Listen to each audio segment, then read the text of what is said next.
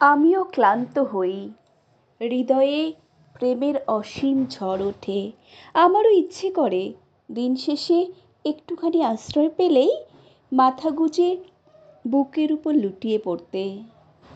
জ্বর এলে আমারও ইচ্ছে করে আমার এই সমস্ত আবুল তাবুল কথাবার্তা কেউ মনোযোগ দিয়ে শুনুক।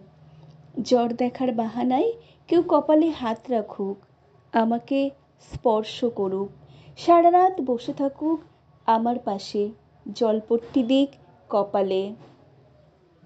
আমারও মন খারাপ হয়, ইচ্ছে করে প্রচণ্ড মন খারাপ।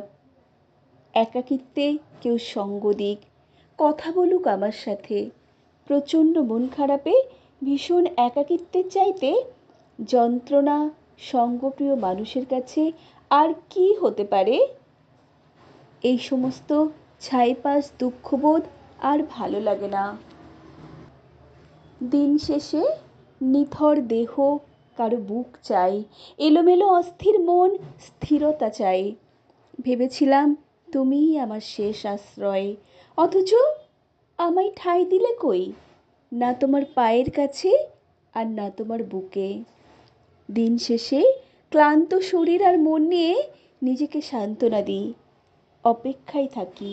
এই বুঝি তুমি খুদে বার্তায় জানতে চাইবে আমি ঠিক আছি কিনা, মাইগ্রেনের ব্যথা কম না বেশি, গায়ে জ্বর এলো কিনা, ঠিকঠাক ওষুধ খেলাম কিনা, কিংবা অনিয়মে নিজেকে কষ্ট দিচ্ছি কিনা। স্ক্রিন ফেটে যাওয়া ফোনের দিকে তাকিয়ে থাকি, তোমার কোনো কথাবার্তা আর আসে না। এরপরও তুমি বলবে তুমি আমায় ভালোবাসো? সে তুমি বলতেই পারো, তবে আচরণে টের না পেলে বিশ্বাস করি কি করে?